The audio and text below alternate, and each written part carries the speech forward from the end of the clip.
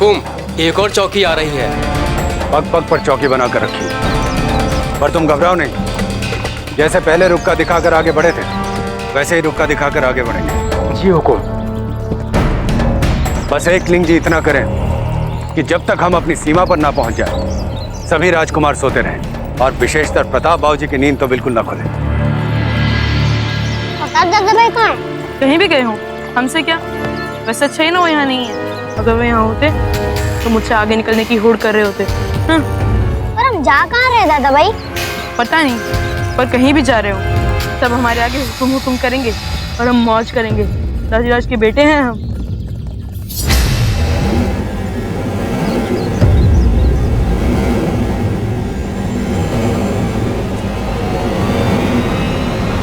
तो आप मानसिंह सोमग्रा हैं? जी। ये गाड़ियों में क्या है? अनाज। अनाज। देखो, आपको हमारे वचन पर विश्वास नहीं है? महाराणा उदय सिंह हमारे जीजाजी हैं और आप हमारे साथ मर्यादा का उल्लंघन करने का साहस कर रहे हैं। इसका परिणाम जानते हो? ये मत भूलो, मेवाड़ पर अभी भी महाराणा उदय सिंह जी का शासन है और एक राजपूत की आन में ऐसा अपमान कभी सहन नहीं करेंगे।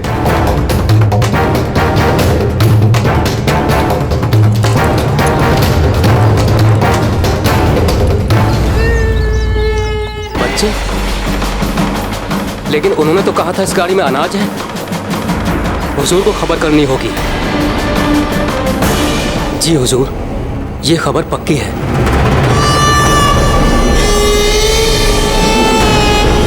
उदय सिंह!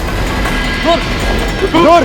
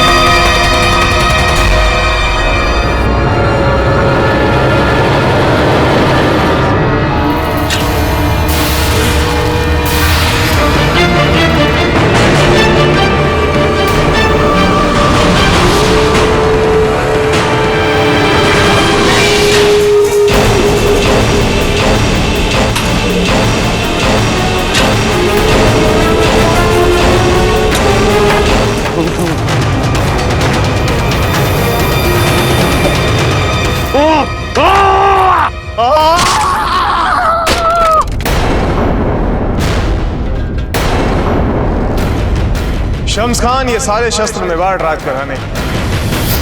जब भी इनको प्रयोग में लाने का विचार करें तो प्रयोग में लाने से 2 दिन पहले, कम से कम 2 दिन पहले इन्हें नींबू के पानी में भिगो के रखना मत भूलो। बेवकूफ बनाओ हमें! हमने सोचा था कि खेल हम खेल रहे हैं। हमने सोचा था शिकार हम कर रहे हैं, लेकिन शिकारी शिकार हो गया। हम किले का घेरा डाले, हम हथियारों के पहने होने का इंतजार करते रहे अफसल, और वो फरेबी लूट लिए हमें। हम राजपूतों को उनके अपने हथियारों से कत्ल करने का मजा, उस प्रताप को दबोचने कूटने का मजा हमारी नाक के नीचे से हमारे सबसे प्यारे खिलौने प्रताप को उड़ा ले गया। वो हम देखते रह गए।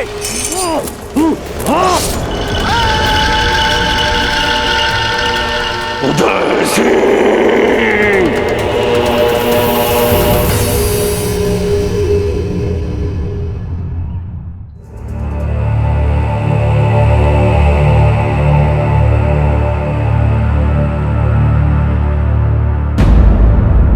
हम आपके जाने के बाद क्या करेंगे राणा जी? हम सोच रहे हैं कि आपके बाद हम भी जौहर।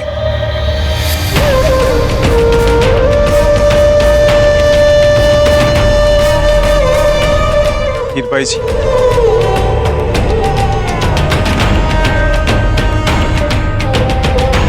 जी, धीर भाई जी, ऐसी बातें मत कीजिए। आपको जीना होगा।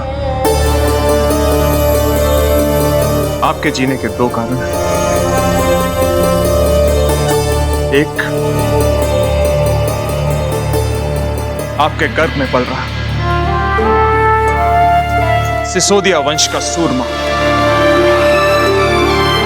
और दूसरा कारण कुंवर प्रताप। हमारे और जयंताबाई जी के जाने के बाद कुंवर प्रताप का दायित्व तो आपको संभालना है। कुंवर प्रताप को अभी बहुत कुछ सिखाना है, बहुत कुछ समझाना है, और ये सारे काम आपको करने हैं धीर भाई जी।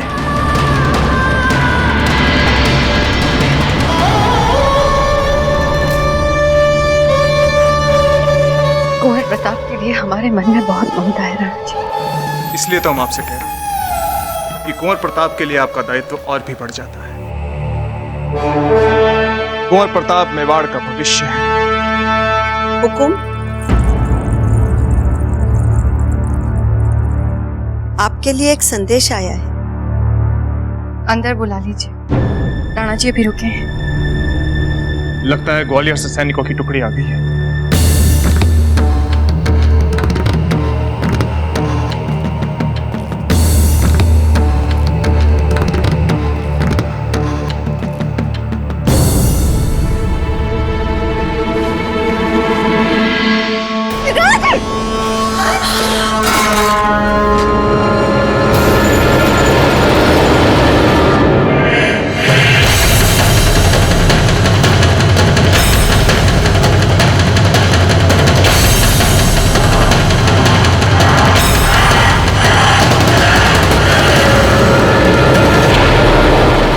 महाराज उदय सिंह, ये आपके उस बकरे का सर है जिसने हमारी छावनी में पैर धरने की हिमाकत की थी। आप और आपकी सेना का भी यही हश्र होने वाला है। बच्चों को तो आपने पहले ही पार करवा दिया, अब अपनी बीवियों से भी आखिरी बार मिल लो और मरने के लिए तैयार हो जाओ।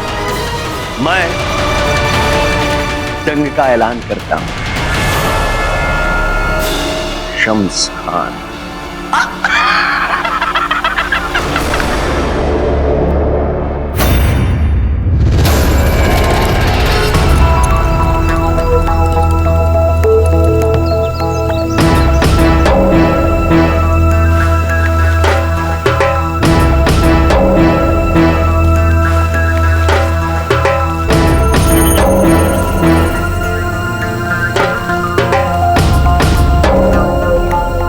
आप दोनों जाग रहे हैं? हाँ, हम तो बहुत देर से जाग रहे हैं। और बाबूजी राज प्रताप, वो भी जाग गए या सो रहे हैं? हमें नहीं पता वो कहाँ चले गए। जब से हम दोनों जागे हैं, दादा भाई यहाँ नहीं है। क्या?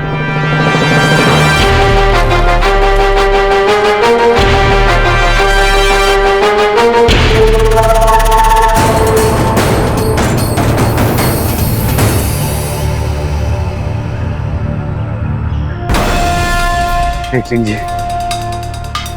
ये क्या अनर्थ हो गया?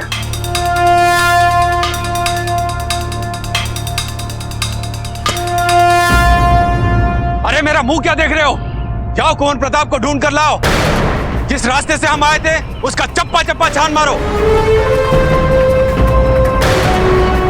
जाओ।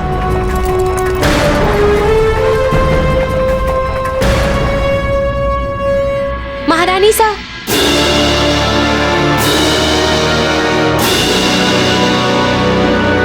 कहाँ मिले ये कपड़े? ये आपके कक्ष के झरोके के नीचे से मिले।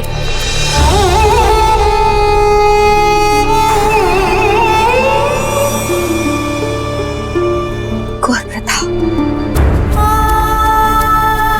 हमारा हृदय झूठ नहीं बोल सकता। वो आप ही थे। फिर क्यों नहीं आए आप अपनी मासा से मिलने? आपको एक क्षण भी नहीं लगा आपकी मासा कितनी चिंतित है। हे एक लिंगेश्वर नाथ जी, माँ चिंता में घुटी जा रही है कि ना जाने बेटा किस दशा में होगा और कुंवर प्रताप से इतना भी न हुआ कि पल भर आपके चरणों में सर रख के आशीर्वाद ही ले लेते। कम से कम आपके भी कलेजे पे ठंडक पड़ जाती जीजा। वो शक्ति और विक्रम तो बिल्कुल भी हटी नहीं बेना, कुंवर प्रताप इतने हठी नहीं है। उनमें अपने दायित्व की पुकार इतनी प्रबल है कि उसके आगे और सभी स्वर मंद हो जाते हैं। पर जीजा, ऐसी पुकार का क्या लाभ जिससे ना श्री जी प्रसन्न हो तब आपको कोई सुख पहुंचे। जीजा, क्या हुआ बिना? प्रताप का कुछ पता चला?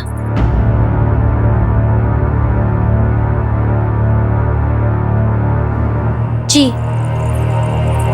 क्या हुआ?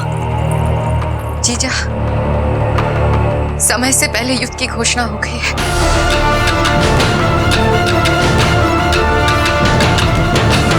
शम्स खान को न जाने राणा जी की योजना के बारे में कैसे पता चल गया। उसने बकरे का कटा हुआ सर बेच के युद्ध की घोषणा की है।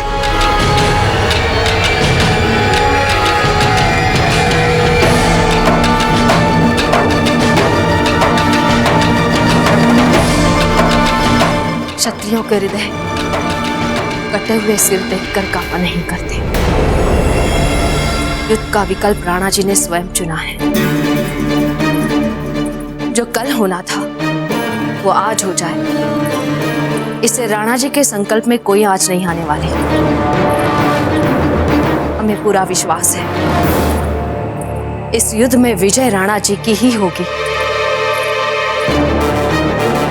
और अगर किसी अनहोनी के चलते ऐसा नहीं हुआ तो हम राजपुतानिया जौहर के लिए तैयार हैं।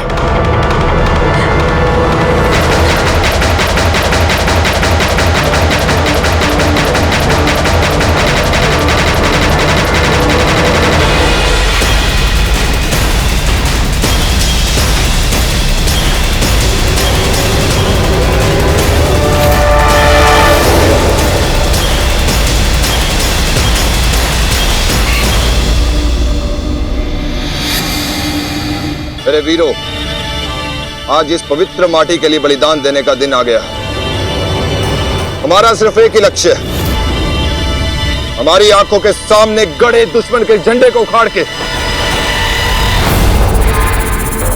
मेवाड़ का अपना झंडा फहराना है।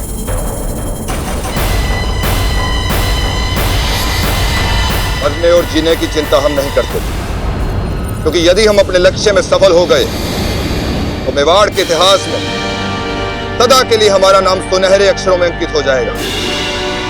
हम सब मर के भी अमर हो जाएंगे। जय मेवाड़! जय मेवाड़! जय मेवाड़! जय मेवाड़! जय मेवाड़! जय मेवाड़! कूच करो।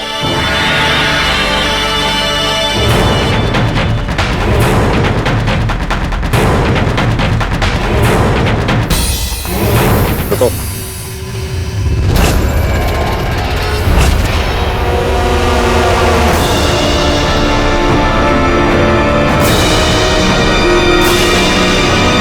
कौन हो तुम? पहले तुम्हें कभी नहीं देखा। जवाब दो। हम स्वाधीनता की लड़ाई लड़ने आए हैं। तुम्हारे तो भी दूध के दांत भी नहीं टूटे। लौट जाओ लड़के। हम भी लड़ सकते हैं राजा जी। हुकुम। और दांतों से वीरों की पहचान होती तो दुनिया में कोई कायर ना होता। हम यहाँ युद्ध करने आए हैं बच्चे, लकड़ी की तलवार से खेलने के लिए नहीं। इससे पहले कि हमारे एक संकेत पर तुम्हें बंदी बना लिया जाए, भाग जाओ यहाँ से। यदि आप हमें इस योग्य ना समझते हो तो भी ठीक है, पर हम आपके साथ तो रह सकते हैं ना। हम आपको देखेंगे, कुछ सीखेंगे। यहाँ कोई मेला लगा है क्या? कठपुतली का खेल चल रहा है क्या? और क्या देखोगे? तलवार के वार से कटे हुए हाथ पैर, और घोड़े की टापों तले कुचले हुए शव, और गेंद की तरह लुढ़कते हुए सर या लहू से लथपथ धरती। इससे पहले कि तुम्हारा बचकाना हट हमारी सहनशीलता की सीमा पार कर जाए, यहां से भाग जाओ बच्चे। यदि हमारी जगह आपके पुत्र होते तो क्या आप उन्हें भी यही कहते? वे भी हमारे आयु के थे ना। यदि वो आज यहाँ होते तो वो भी हमारी तरह यहीं हट कर रहे होते। एक बात कान खोलकर सुन लो बच्चे, तुम हमारे सैनिकों के साथ कहीं नहीं जा रहे, बस रुक जाओ। राणा ही हुक्म ने क्या कहा? जाओ यहां से।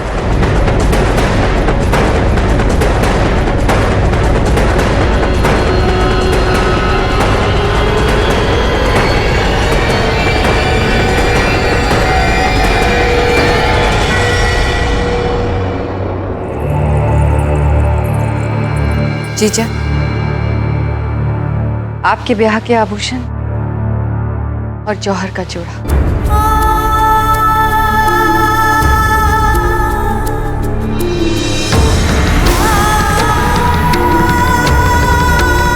बेना,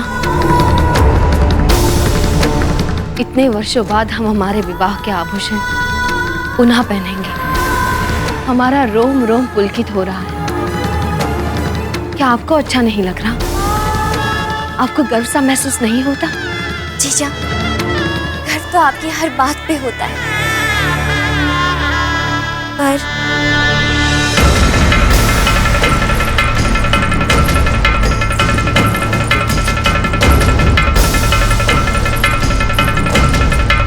इन सुंदर आभूषणों को आपने पहली बार तब पहना था जब आपका विवाह हुआ था श्री जी के साथ, और आज आप वही आभूषण पहन रही हैं जब आप अग्निकुंड में कूदने वाली हैं, जौहर करने वाली हैं। खुशी कैसे महसूस हो सकती है जीजा? बताइए जीजा।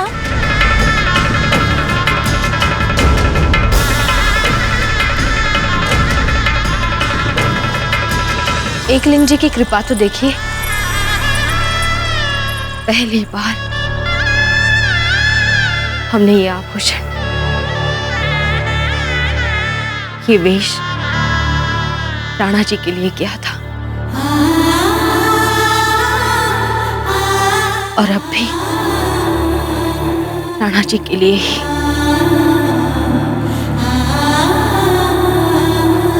तब भी राणा जी के लिए हमारे समर्पण की साक्षी अग्नि थी, और अब भी राणा जी और समूचे मेवाड़ की आन के लिए हमारे समर्पण की साक्षी अग्नि ही बनेगी।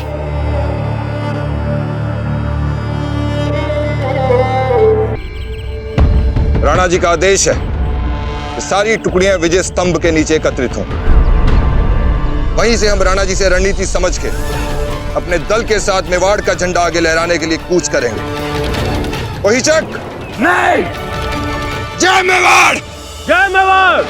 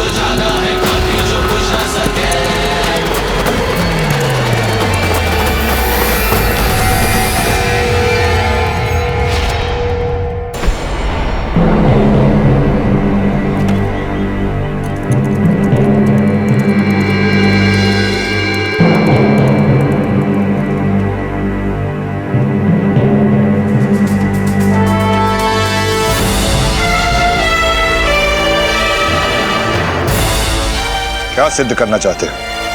आप कह रहे थे ना कि हमारे दूध के दांत नहीं टूटे अभी। तुम किसी साधारण पुरुष की संतान नहीं लगते। कौन है तुम्हारे पिताजी? मेवाड़नाथ महाराणा उदय सिंह। जी हमने क्या कह दिया, अब क्या होगा?